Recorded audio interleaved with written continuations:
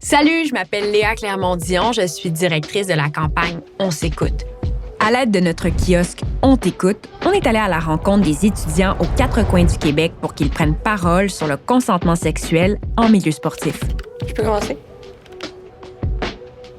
Tu peux y aller. OK. On t'écoute. Bonne réflexion. Dans vos mots, c'est quoi pour vous le consentement sexuel? Non, je vais réfléchir à la question avant de répondre. Ça va être mieux. Un accord verbal et mutuel. Le fait que les deux personnes sont d'accord complètement. Faut que ça soit continu, donc c'est quelque chose qui peut être retiré à n'importe quel moment. Tu peux pas, mettons, avoir une réponse claire d'une personne s'il n'est pas dans les moyens de donner son accord. Il faut toujours s'assurer que l'autre personne soit confortable et qu'elle ne se sente pas forcée.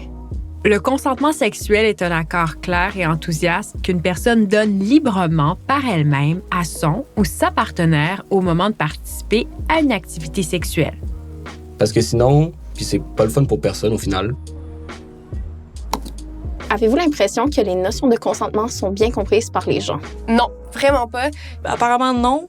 Si deux personnes sont sous consommation, le consentement n'est pas perçu de la même manière. Les gens, ils réfléchissent pas, ils pensent pas à ça. Tant qu'ils n'entendent pas le mot non, ils vont assumer que c'est un oui, alors que c'est pas le cas. Je pense que culturellement, là, on a beaucoup de chemin à faire là, pour déconstruire ces notions-là. Quand une jeune parle qu'elle est avec un adulte, me semble que ça devrait lever un drapeau rouge, là. Quels sont des red flags de comportement inappropriés entre un athlète et une personne en position d'autorité? Quelqu'un qui est déplacé en règle générale avec les autres personnes. Comme que t'es moins développé physiquement qu'une autre personne, je trouve que c'est hyper déplacé. Chaque contact avec l'athlète doit être fait de façon que t'es pas mis à part, que tout le monde peut voir, que genre y a pas de secret. Que ce soit un coach, un prof. Admettons, si t'es un élève puis tu t'en vas dans une classe, c'est pour apprendre puis pas pour parler avec le prof à l'extérieur.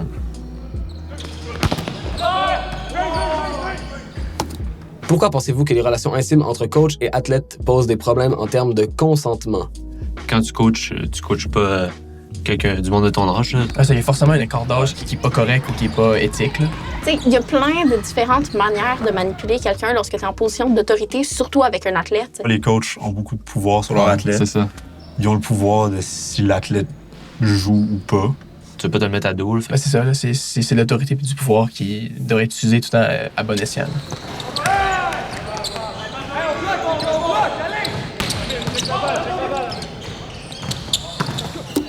C'était vraiment les Olympiques, mon objectif.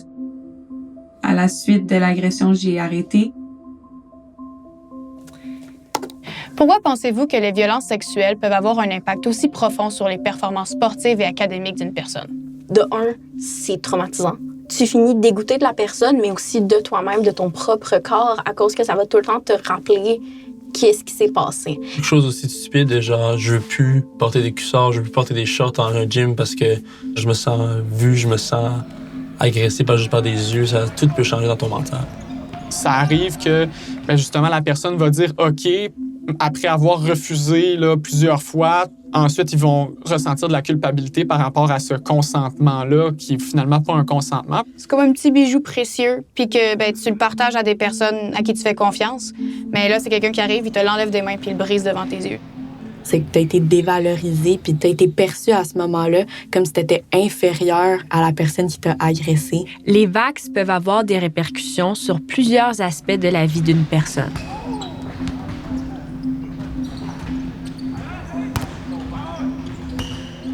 Ce qui est arrivé, c'est que j'ai été agressée sexuellement par 3 autres étudiants. J'ai su plus tard que j'avais été droguée. Si vous vous trouvez dans un party et que vous croyez être témoin de violences sexuelles, quelle action concrète pouvez-vous prendre pour agir?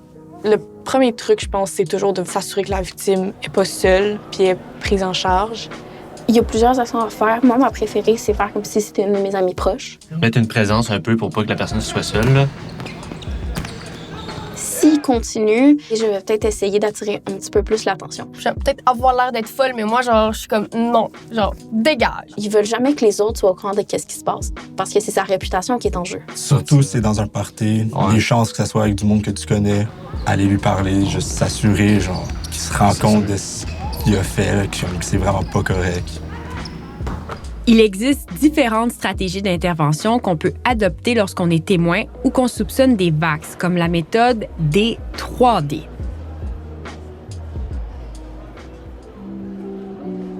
Comment croyez-vous qu'on peut prévenir les violences sexuelles dans les milieux sportifs et académiques? C'est une grosse question. Hein? C'est difficile. Si tu vois quelque chose qui se passe, tu vas toujours en parler, puis c'est toujours la meilleure affaire à faire. Il faut pas attendre, faut pas penser que c'est genre, c'est rien.